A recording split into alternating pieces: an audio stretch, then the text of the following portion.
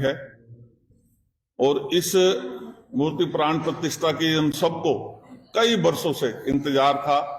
हमारे बुजुर्गों ने, हमारे पूर्वजों ने बहुत बलिदान दिए इस अयोध्या रामलला के स्वरूप के प्राण प्रतिष्ठा के लिए।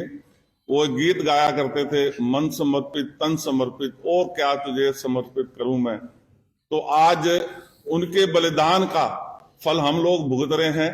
हम लोग सौभाग्यशाली हैं कि आज हम अयोध्या में रामलला जी के स्वरूप के दर्शन कर पाएंगे और बहुत ही ये हमारे लिए सौभाग्य, हम सब के लिए, पूरे विश्व के लिए सौभाग्यशाली दिवस है और हम बहुत अच्छे से इस 22 जनवरी को बहुत अच्छे से मनाने जा रहे हैं।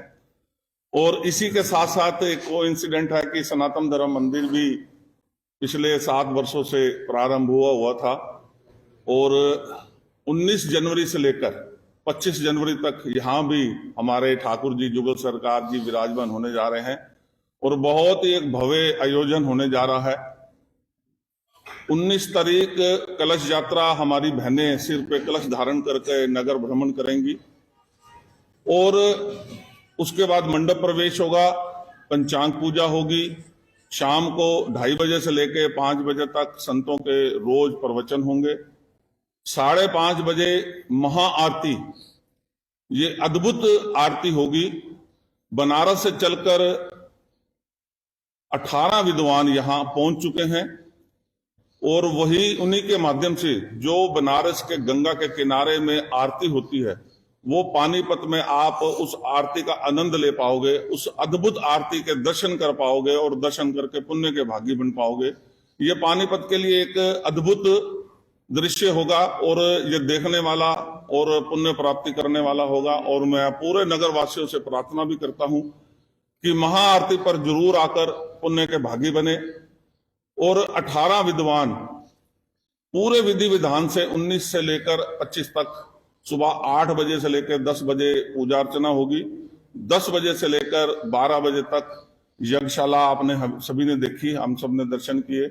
उस यज्ञशाला में सारे जो मुख्य यजमान है वो यज्ञ करेंगे और 2:30 बजे से लेकर 5 बजे तक रोज सत्संग संकीर्तन चलेंगे। सारे संत, स्वामी ज्ञानानंद जी, सुधांशु जी महाराज, राधे राधे जी, सरस्वती जी महाराज, ब्रह्म ऋषि जी, सारे संत कहते हैं संत समागम हरि कथा तुलसी दुर्लभ होए। तुलसीदास ने कहा था कि संत अगर समागम करें और जहां पर हरि की कथा हो, ये समय बहुत दुर्लभ होता है। आज पानीपत पूरे नगरवासी इस दुर्लभ चीज का अनुभव कर सकेंगे, दर्शन कर सकेंगे और हम सब इस मूर्ति प्राण प्रतिष्ठा में बढ़ चढ़कर भाग लें।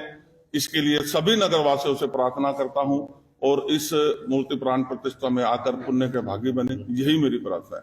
सर, मंदिर का जो स्वरूप और मॉडल जो बनाया गया है उसके लिए कितना घूमना पड़ा, क्या करना पड़ा, थोड़ा मुझसे पूर्व प्रधान बनारसीदास ग्रोवर जी थे। मैंने पहले भी एक बार कहा था कि मुझे एक दिन उनका सुबह फोन आ गया और मैं और सेतिया जी जो उनके साथ उस समय जनरल सेक्रेटरी थे, उनके घर गए तो उन्होंने रो कर ये कहा कि मैं अब लंबा समय नहीं रहने वाला। तो उन्होंने चाबियां मुझे दी कि तरुण ये तो मंदिर संभाल और इस मंदिर का भव्य निर्माण कर। बस उस दिन एक संकल्प ले लिया। ये 2013 की बात है कि इस मेरे बुजुर्ग ने जाते हुए कहा है, उसी शाम को ही उनकी वो गोकुलवासी हो गए, उनके प्राण चले गए, वो चले गए।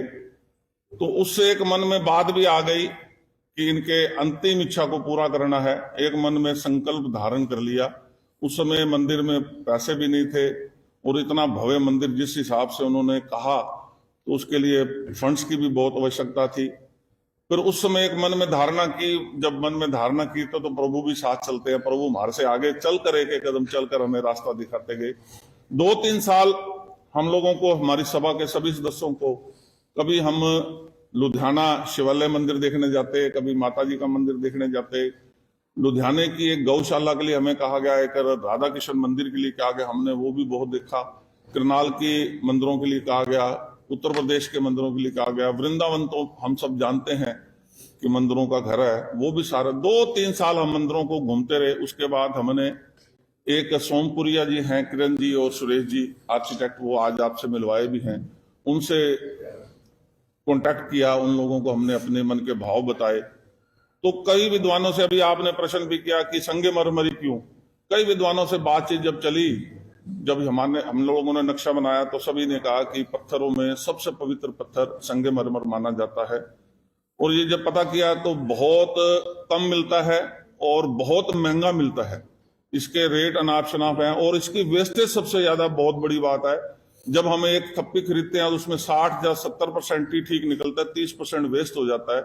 इन सब बातों को हमने दरकिनार करके एक मन में संकल्प ले लिया, चाहे कुछ भी हो जाए, इस मंदिर में अब लगेगा तो संगमरमर का पत्थर ही लगेगा, नहीं तो और कोई पत्थर नहीं लगेगा। हमने एक एक इंच पे संगमरमर पत्थर लगाया। अभी आपने सभी ने भव्य मंदिर के दर्शन भी किए हैं। कहीं भी किसी जगह पर राजस्थान से कारीगर बुलाकर यहीं पर सभी बैठकर कढ़ाई हुई है। अभी पत्थर भी यहाँ पड़ा हुआ है, मैं पत्थरों को भी आपको दिखाऊंगा। इतना उतना मोटा पत्थर है, क्योंकि उसके ऊपर कढ़ाई जब होती है तो 1.25 इंची तो कढ़ाई हो जाती है, उसके बाद भी पत्थर का बेस रहना चाहिए।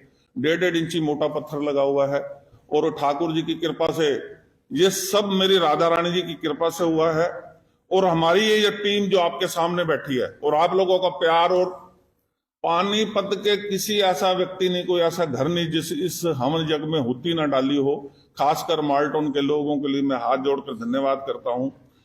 दिल खोल के उन्होंने दान दिया और दिल खोल के इस मंदिर में पैसा भी लगा हुआ है, आप सबने देखा भी है। और माल्टोन के हर घर में से होती आई है। जो भी तिलफुल आए हैं हमने वो स्वीकार किए हैं और वो तिलफुलों को हमने इस मंदिर में संवारने पे लगाए हैं। और मैं सभी नगरवासियों का, खासकर माल्टोन नगरवासियों का बहुत बहुत धन्यवाद करता हूं कि इस भव्य मंदिर निर्माण के लिए उन्होंने अपने तन मन धन को समर्पित किया और उसको हमने एक भव्य मंदिर के रूप में उनको समर्पित करने जा रहे हैं। और 25 तारीख को पूर्ण होती है। 25 तारीख को ये मंदिर हम समाज को समर्पित कर देंगे, पूरे समाज के लिए। समाज की धरोहर है, हम तो कस्टोडियन है, देखभाल करने वाले हैं। हमें जो जिम्मेवारी देखभाल की मिली थी वो देखभाल की हमने अपने तन मन धन से पूरी करने का प्रयास किया है। बाकी आगे जो अनुमान लगाए कितने इस पे लागत आई होगी, कितने रुपए लगे होंगे इस पे? मैं ये पैसे तो नहीं बता सकता, पर इतना कह सकता अंदाजा ऐसा है। मैं ऐसा पूरी बात लगी रहे हैं। सचिन जी आपकी बात मैं समझता हूँ। ठाकुर जी की कृपा से ये है कि आप अपना असेसमेंट आप कर सकते हैं, इसमें अच्छा पैसा लगा है। और ये सभी पैसा हमारे माल्टोन नगर वासियों ने और शहर के सभी इंडस्ट्रियलिस्ट ने अपना बढ़ चढ़कर हिस्सा लिया है। तो सरकार की तरफ से भी सहयोग मिला है मंदिरों में। सरकार की ऐसा सचिन जी मैं जानता हूं कि आप बड़े अच्छे से पूछ लेते हो। आपको ये जानकारी होनी चाहिए कि मंदिरों के निर्माण के लिए सरकार कभी कोई धन नहीं देती। अगर कोई आपने धर्मशाला बनानी हो या कुछ और बनाना, डिस्पेंसरी बनानी हो, उसके लिए सरकार आगे बढ़कर आती है, सरकार के नुमाइंदे आगे बढ़कर आते हैं। पर मंदिरों के लिए किसी किस्म का भी एक पैसे का भी फंड्स नहीं आता। आप सभी जानते हैं, इसकी जानकारी आप दोबारा लेना चाह रहे हैं तो मैं वो जानकारी भी दे रहा हूं। इसमें किसी किस्म का भी इस मंदिर में सरकार की कोई इन्वॉल्वमेंट नहीं, कोई लेना नहीं, कोई देना नहीं। और सभी आप लोगों के आशीर्वाद से, सचिन जी आपकी भी कमाई से, आपकी पॉकेट से भी पैसा इसमें लगा हुआ है। आप भी जानते हैं, मैं भी जानता हूं। सभी ने जो भी इस मंदिर में आया है अपनी श्रद्धा अनुसार यहाँ पर दान दिया। मैंने सरकार की इसलिए बात करी क्योंकि अभी कुछ चर्चा चल रही थी कि एमपी साहब ने भी कुछ अपनी तरफ से दिया है, इसीलिए कि वो सरकार ने दिया है या एमपी साहब ने निजी कोष से दिया है? नहीं, जहां तक आपकी जानकारी में, मेरी जानकारी में नहीं है। सरकार की तरफ से कुछ नहीं। प्रमोद मलिक जी, प्रमोद विज जी हमारे जो शहरी विधायक हैं, उन्होंने अपनी पॉकेट से बहुत सेवा की है। जब भी उनके पास गए हमें उन्होंने बढ़ चढ़कर धन से, तन से, मन से समर्पित करा इस मंदिर को। और जहां तक आप एमपी साहब की बात करो, एमपी साहब ने भी बढ़ चढ़कर अपने निजी कोष से हमारे इस मंदिर में मदद करी है। पर एमपी कोटे से या एमएलए कोटे से हमें कुछ भी 5 पैसे की ना कोई ग्रांट मिली है, ना हमें चाहिए। और ये आप लोगों का मंदिर है, आप लोगों के ही तिलफुल से बने तो ये ज्यादा माननीय होगा। प्रतिमा कहाँ से मंगवाई गई है? हाँ जी, मंदिर में जैसे मंदिर का निर्माण आपने देखा संगमरमर के पत्थरों द्वारा हुआ है। तो जब हमने मूर्तियों के लिए भी बातचीत शुरू की तो जयपुर के हमें लोगों ने बताया कि जयपुर के लोग मूर्ति में बहुत एक्सपर्ट हैं पर हमने जयपुर में कम से कम 7-8 दिन लगातार घूमने के बाद एक बड़ी से बड़ी दुकानें देखने के बाद भी ये नजर आया कि वो वहां पर भी दूसरे पत्थरों से स्वरूप बनाए जा रहे हैं। हम लोगों ने ये तय कर रखा था कि इस मंदिर में संगमरमर के अलावा कोई पत्थर हम एंटर नहीं करने देंगे, तो हमने स्वरूपों के लिए भी मकराना ही बात की, तो मकराने के कुछ कारीगरों द्वारा ही स्वरूप बनाए गए हैं और पूरे संगमरमर के स्वरूप हैं। ये स्वरूप भी मकराना के पत्थर से बने हुए हैं, सफेद पत्थर से बने हुए हैं। इसमें राधा किशन जी का स्वरूप है, हमारे मदन डुडेजा जी बैठे हैं, इनके परिवार की तरफ से भेंट किया गया है। राम दरबार है, हमारे गौरव भाटिया जी हैं, इंडस्ट्रियलिस्ट हैं, और शिव मल्होत्रा जी हमारे इसके सदस्य हैं, उन्होंने राम दरबार को मंदिर को भेंट किया है। डावर जी बैठे हैं पीछे, इनके एक सुपुत्र विजय डावर जी ने उसका शिव परिवार का, और जयेश डावर जी ने माता वैष्णो देवी जी का स्वरूप दिया है। राजेंद्र जैन जी हमारे यहाँ के बहुत ही ठाकुर जी के सेवक हैं, उन्होंने लक्ष्मी नारायण जी का स्वरूप दिया है। और 5 स्वरूप भेंट किए गए हैं, दान के रूप में प्राप्त हुए हैं, और बहुत ही भव्य स्वरूप हैं। आज तो सिर्फ आपको मंदिर के दर्शन करा सका।